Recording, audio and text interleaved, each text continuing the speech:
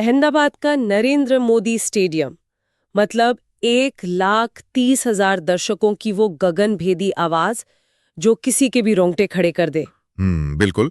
वो माहौल ही ऐसा होता है कि अच्छे अच्छों के पसीने छूट जाएं। हाँ, और उसी बीच मैदान पर एक ऐसा फैसला लिया गया जिसने टी20 क्रिकेट के सारे पुराने नियमों को जैसे तार-तार कर दिया। सही कहा आपने। और आज की इस गहरी चर्चा में हम सिर्फ उस ऐतिहासिक मैच के स्कोर कार्ड को नहीं पढ़ने वाले हैं। बिल्कुल नहीं।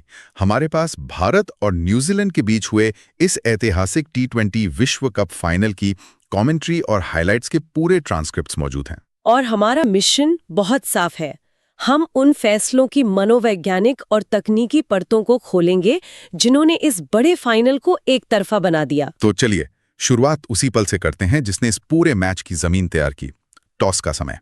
न्यूजीलैंड टॉस जीतता है और पहले गेंदबाजी करने का फैसला करता है। हाँ, जो कि एक बहुत ही चौंकाने वाला फैसला था। वही तो मैं सोच रही थी, मतलब विश्व कप का फाइनल हो, इतना भारी दबाव हो और आप सामने वाली टीम को पहले बल्लेबाजी का न्योता दे दे, किसी भी नजरिए से ये एक बहुत बड़ा जुआ लग रहा था। ये जुआ इसलिए था क्योंकि विश्व कप फाइनल में लक्ष्य का पीछा करने का मेरा मतलब है, जो चेस करने का मनोविज्ञान होता है ना, वो द्विपक्षीय सीरीज से एकदम अलग होता है। हाँ, दबाव बहुत ज्यादा होता है। बिल्कुल। कप्तान अक्सर ये सोचते हैं कि रात में ओस आएगी या पिच थोड़ी सपाट दिख रही है तो गेंद बल्ले पर अच्छी आएगी। तो न्यूजीलैंड के कप्तान ने भी शायद यही सब सोचा होगा। हाँ, लेकिन इस पूरी गणित में वो एक बहुत बड़ी चीज को भूल गए, स्कोरबोर्ड का दबाव। जब कोई टीम पहले बल्लेबाजी करती है तो उसके बल्लेबाज एक आजाद मानसिकता के साथ खेलते हैं। उनके दिमाग में कोई तय सीमा नहीं होती, है ना? एकदम सही। और जब भारत जैसी आक्रामक टीम बिना किसी कैलकुलेशन के खुले दिमाग से खेलने उतरती है तो वो पिच की प्रकृति को ही अप्रासंगिक बना देते हैं। न्यूजीलैंड ने पिच को तो पढ़ लिया, लेकिन इंसानी दिमाग पर पड़ने वाले उस दबाव का आकलन करने में वो चूक गए। और ये आजाद मानसिकता किस कदर खूंखार हो सकती है, इसका नजारा तो हमें पारी के पहले ही ओवर में मिल गया था। हाँ, वो पहला ओवर तो कोई कैसे भूल सकता है। मतलब मैट हेनरी गेंदबाजी कर रहे थे, एक ऐसा गेंदबाज जो अपनी सटीक लाइन और लेंथ के लिए पूरी दुनिया में जाना जाता है। बहुत ही अनुशासित गेंदबाज हैं वो। लेकिन अपने पहले ही ओवर में उन्होंने गेंद को थोड़ा सा शॉर्ट रखा और संजू सैमसन ने बिना कोई समय गंवाए उस पर सीधा छक्का जड़ दिया। वो कोई संभल कर की गई शुरुआत नहीं थी, वो एक सीधा हमला था न्यूजीलैंड की रणनीति पर। और उसके तुरंत बाद शुरू होता है अभिषेक शर्मा का तूफान। सिर्फ 18 गेंदों में अर्धशतक, मतलब ये तो पागलपन है। ट्रांसक्रिप्ट्स बताते हैं कि गेंदबाज लगातार अपनी लेंथ बदल रहे थे, लेकिन गेंद हर बार बाउंड्री के पार ही जा रही थी। पावर प्ले खत्म होने तक भारत 63 रन पार कर चुका था। मुझे हमेशा ये समझ नहीं आता कि अंतर्राष्ट्रीय स्तर के इतने तेज गेंदबाजों के सामने, जहां रिएक्ट करने का समय सिर्फ कुछ मिलीसेकंड होता है, अभिषेक शर्मा जैसे बल्लेबाज इतना समय निकालते कैसे हैं? यहाँ सबसे दिलचस्प बात यह है कि ये सवाल बल्लेबाजी की उस तकनीक से जुड़ा है जिसे हम क्रीज डेप्थ कहते हैं। क्रीज की गहराई? थोड़ा और समझाइए इसे। हाँ, मतलब जब अभिषेक शर्मा 200 से ज्यादा की स्ट्राइक रेट से रन बना रहे थे तो वो सिर्फ आंख बंद करके बल्ला नहीं घुमा रहे थे। उनके फुटवर्क की ज्योमेट्री बहुत ही सटीक थी। अच्छा, तो वो क्रीज में खड़े कहाँ थे? आमतौर पर बल्लेबाज क्रीज की लाइन पर खड़ा होता है, लेकिन अभिषेक शर्मा क्रीज के बहुत अंदर स्टंप्स के एकदम करीब जाके खड़े हो रहे थे। ओह, तो इससे गेंदबाज की लेंथ बिगड़ जाती है? बिल्कुल। जो गेंदबाज यॉर्कर या फुल लेंथ गेंद डालने की कोशिश कर रहा है, वो गेंद अभिषेक तक पहुंचते पहुंचते हाफ वॉली बन जाती है। गेंदबाज का पूरा जो देखने का नजरिया है वो ही बिगड़ जाता है। क्या बात है। और दूसरी तरफ संजू सैमसन ने जो छक्का लगाया वो भी तो कमाल था। हाँ, उस शॉट में सैमसन का काइनेटिक चेन या शरीर की ऊर्जा का जो प्रवाह था वो देखने लायक था। वो कैसे काम करता है? जब वो शॉर्ट गेंद को खेलते हैं तो उनका वजन पीछे वाले पैर पर बहुत तेजी से शिफ्ट होता है। इससे उनके हाथों को गेंद पर प्रहार करने के लिए पूरा समय और जगह मिल जाती है। तो इन दोनों ने अपनी इस तकनीकी महारत से न्यूजीलैंड के गेंदबाजों के दिमाग में एक तरह का भ्रम पैदा कर दिया था। सही कहा। गेंदबाजों को समझ ही नहीं आ रहा था कि वो गेंद गिराएं कहां। और इसी तकनीक ने अभिषेक शर्मा को इतिहास के पन्नों में दर्ज कर दिया। मतलब वो टी20 विश्व कप के इतिहास में ऐसे केवल तीसरे खिलाड़ी बन गए हैं जिन्होंने सेमीफाइनल और फाइनल दोनों में अर्धशतक लगाया हो। ये निरंतर पर दिखाती है कि वो सिर्फ फॉर्म में नहीं थे, बल्कि उनकी तकनीक इस स्तर के भारी दबाव को झेलने के लिए पूरी तरह तैयार थी। अक्सर इतने बड़े फाइनल में खिलाड़ी अपनी स्वाभाविक शैली भूलकर थोड़ा सतर्क हो जाते हैं। लेकिन सैमसन और अभिषेक की उस 50 रनों की तेज साझेदारी ने न्यूजीलैंड के पूरे मैचअप प्लान को ही ध्वस्त कर दिया।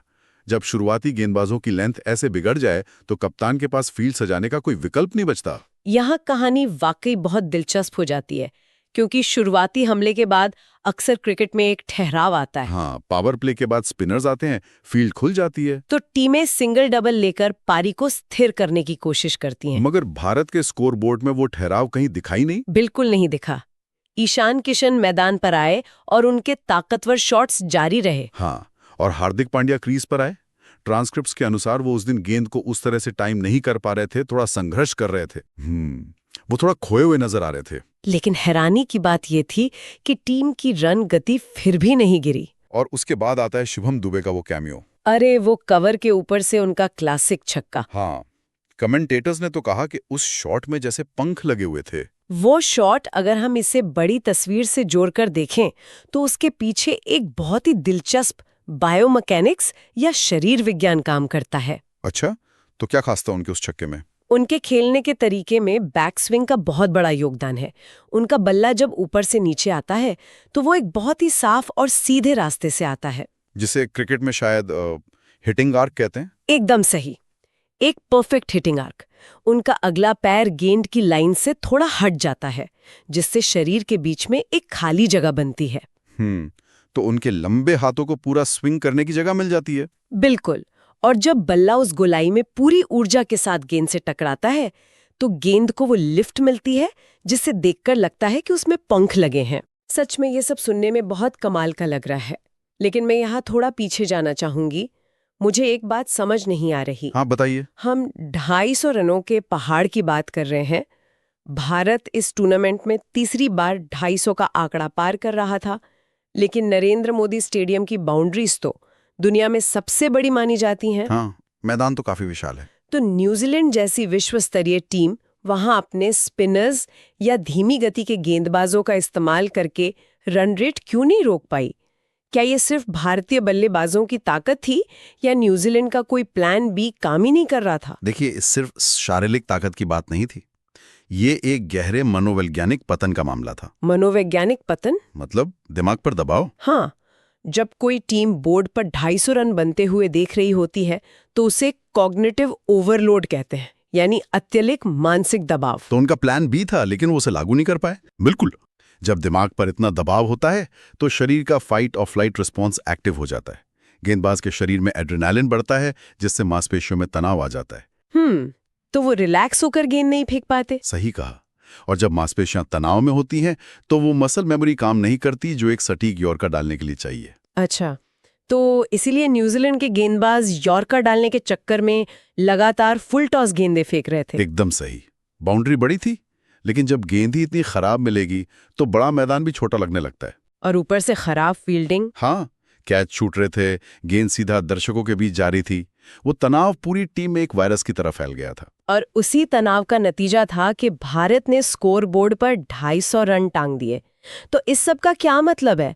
मतलब 250 रनों का पीछा करना तो बिना ऑक्सीजन के माउंट एवरेस्ट चढ़ने जैसा था। ये एक असंभव सी चुनौती थी न्यूजीलैंड के लिए। फिन एलन, टिम साइफर्ट और डैरल मिशेल जैसे बल्लेबाजों को पहली ही गेंद से लगभग 13 रन प्रति ओवर के हिसाब से रन बनाने थे। ये तो ऐसा है कि आपको दौड़ शुरू करने से पहले ही बता दिया जाए कि आपको विश्व रिकॉर्ड गति से भागना है। बिल्कुल। और भारतीय गेंदबाजों ने इस भारी दबाव का बड़ी चतुराई से फायदा उठाया।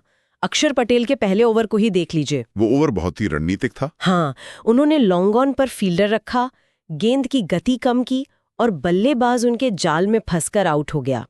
इतने दबाव में ये गति कम करने की रणनीति इतनी कारगर क्यों होती है? ये एक महत्वपूर्ण सवाल खड़ा करता है। देखिए, जो बल्लेबाज को हर गेंद पर बाउंड्री चाहिए तो वो गेंदबाज की गति का इस्तेमाल करना चाहता है। हाँ, अगर गेंद तेज आ रही है तो बस दिशा दिखानी होती है। भौतिक विज्ञान का सीधा सा नियम है, 140 की स्पीड से गेंद आए तो बल्ला अड़ाओ और गेंद पार। लेकिन जब अक्षर पटेल पेस ऑफ करते हैं, यानी गेंद की गति 90 या 100 तक गिरा देते हैं, तो बल्लेबाज को खुद ताकत लगानी पड़ती है। बिल्कुल, शॉट की पूरी ताकत शरीर से जनरेट करनी पड़ती है। इतने दबाव में संतुलन बनाए रखकर पूरी ताकत से शॉट मारना, वो भी धीमी गेंद पर, बेहद मुश्किल हो जाता है। अक्षर ने बल्लेबाज को वो गति ही नहीं दी। बहुत ही चालाक रणनीति। लेकिन अगर हम गति में बदलाव की बात कर ही रहे हैं तो जसप्रीत बुमराह के उस तिलिस्मी स्पेल की बात करना तो बनता है। बुमराह का तो खैर कोई जवाब ही नहीं है दुनिया में। सेमीफाइनल में भी उन्होंने पहली गेंद पर विकेट लिया था और फाइनल में भी वही कहानी, पहली गेंद और विकेट। उनका दबाव ही अलग स्तर का है। लेकिन सबसे ज्यादा हैरान करने वाली बात उनकी वो स्लोअर बॉल्स थीं। ट्रांसक्रिप्ट्स के अनुसार उन धीमी गेंदों पर उन्होंने जिमी नीशम और मैट हेनरी को आउट किया और हैट्रिक पर आ गए। कमेंटेटर्स भी हैरान थे उस वक्त। हाँ, विश्व स्तरीय बल्लेबाजों को भनक तक नहीं लगी कि गेंद उनके पास कब पहुंची और कब स्टंप्स उड़ गए। ये किसी जादू से कम नहीं लग रहा था। बुमराह की इस स्लोअर बॉल को समझने के लिए ना हमें मानव नेत्र और मस्तिष्क के काम करने के तरीके को समझना होगा। अच्छा, तो ये दृष्टि भ्रम था। हाँ, ये कोई जादू नहीं बल्कि एक ऑप्टिकल इल्यूजन है। बल्लेबाज जब सामने खड़ा होता है तो उसका दिमाग गेंदबाज के हाथ की गति यानी आर्म स्पीड को देखकर गेंद की रफ्तार का अंदाजा लगाता है। तो जब कोई आम गेंदबाज धीमी गेंद फेंकता है तो उसका हाथ धीमा हो जाता है। बिल्कुल, और बल्लेबाज का दिमाग सेकंड के 100वें हिस्से में उसे पकड़ लेता है। लेकिन बुमराह की खासियत ये है कि उनका हाथ उसी 140 वाली आक्रामकता से घूमता है। तो फिर गेंद धीमी कैसे होती है? अंतिम क्षण में गेंद को छोड़ते समय वो अपनी उंगलियों को गेंद के ऊपर से फेरते हैं। इससे गेंद हवा में आगे बढ़ने के बजाय बहुत तेजी से अपनी धुरी पर घूमती है। और इससे हवा का दबाव बदल जाता है। एकदम सही, जिसे हम क्रिकेट में डिप करना कहते हैं।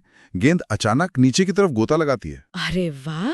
तो नीशम और हेनरी तेज गेंद की उम्मीद कर रहे थे। हाँ, उनका दिमाग तेज गेंद के हिसाब से बल्ला स्विंग कर रहा था, लेकिन गेंद उनके अनुमान से बहुत पहले ही नीचे गिरकर स्टंप्स में घुस गई। ये उनके दिमाग को पूरी तरह से हैक कर लेने का खेल था। ये सुनकर तो रोंगटे खड़े हो जाते हैं। और जब बल्लेबाजी और गेंदबाजी अपने चरम पर होती है तो फील्डिंग उसे एक अभेद्य दीवार में बदल देती है। फील्डिंग ही तो असली अंतर पैदा करती है ऐसे मैचों में। हाँ, मुझे बाउंड्री लाइन पर सूर्य कुमार यादव का वो हैरत अंगेज कैच याद आ रहा है। कमेंटेटर्स ने उसे एब्सोल्यूट स्टनर कहा था। वो कैच तो क्रिकेट के इतिहास में हमेशा याद रखा जाएगा। और फिर ईशान किशन का बाउंड्री लाइन पर खुद को हवा में उछालकर वो निश्चित दिख रहे रन बचाना। हम अक्सर टी20 को सिर्फ छक्कों का खेल मानते हैं। लोग अक्सर फील्डिंग को नजरअंदाज कर देते हैं। लेकिन जब दोनों टीमें फाइनल में हो, दोनों की तकनीक बराबर हो, तो क्या ये फील्डिंग ही वो असली मनोवैज्ञानिक हथियार नहीं है जो सामने वाली टीम के होश उड़ा देती है? ये बिल्कुल सटीक आकलन है आपका। फील्डिंग कोई अलग विभाग नहीं है, मैं तो कहूंगा ये एक फोर्स मल्टीप्लायर है जो गेंदबाज की ताकत को कई गुना बढ़ा देता है। वो कैसे? आप देखिए, जब एक बल्लेबाज गेंद को बीच से मारता है उसे लगता है कि चौका है, लेकिन अचानक कोई फील्डर हवा में उड़कर गेंद रोक ले तो बल्लेबाज का सिर्फ रन नहीं रुकता, उसका आत्मविश्वास टूट जाता है। हाँ, वो अगली गेंद पर अपने ही शॉट पर शक करने लगता है। बिल्कुल, सूर्य कुमार यादव का वो कैच सिर्फ एक विकेट का गिरना नहीं था, वो न्यूजीलैंड की उम्मीदों के ताबूत में आखिरी कील थी। गेंदबाजों को भी तो इससे जोश मिलता होगा। 100%। जब गेंदबाज देखता है कि फील्डर्स उसके लिए जान लड़ा रहे हैं तो वो और भी खतरनाक हो जाता है। न्यूजीलैंड का 9वां विकेट गिरना और पारी का ताश के पत्तों की तरह ढह जाना इसी दबाव का नतीजा था। और इसी सामूहिक दबाव और आक्रामक मानसिकता ने भारत को एक ऐसी उपलब्धि दिलाई जो हमेशा अमर रहेगी। तीसरी बार टी20 विश्व कप जीतना, वो भी बैक टू बैक। लगातार 2 विश्व कप जीतना कोई छोटी बात नहीं है। भारत अब एक ऐसे सिंहासन पर है जहां फिलहाल कोई और टीम नजर नहीं आती। ये सिर्फ 11 खिलाड़ियों की नहीं बल्कि उस पूरी व्यवस्था की जीत है जिसने ऐसे निडर खिलाड़ी तैयार किए।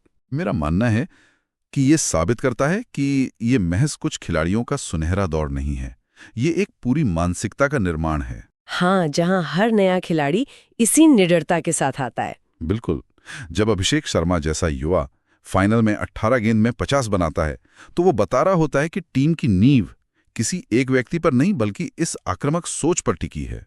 तो अगर हम आज के इस ऐतिहासिक मैच का सार निकालें तो वो कुछ ऐसा होगा, एक मैच जिसकी शुरुआत न्यूजीलैंड के एक गलत रणनीतिक फैसले से हुई जिसने भारतीय शेरों को खुला छोड़ दिया। अभिषेक और सैमसन ने नींव रखी। हाँ, और शिवम दुबे के बायोमैकेनिक्स ने स्कोर को 255 के जादुई आंकड़े तक पहुंचा दिया। फिर अक्षर की पेस ऑफ रणनीति, बुमराह का वो जादुई इल्यूजन और सूर्या की उस उड़ान ने सुनिश्चित कर दिया कि ये मैच भारत के पूर्ण वर्चस्व के रूप में इतिहास में दर्ज हो। ये एक ऐसा परिपूर्ण प्रदर्शन था जो सदियों में एक आध बारी देखने को मिलता है। ये लंबे समय तक विश्लेषकों के लिए केस स्टडी बना रहेगा। और इसी गहराई के साथ हमारी आज की ये चर्चा अपने अंतिम पड़ाव पर पहुंचती है। हमने टॉस के भ्रम से लेकर बुमराह की स्लोअर बॉल्स तक हर परत को खोला। मुझे तो इस चर्चा में बहुत मजा आया। मुझे भी।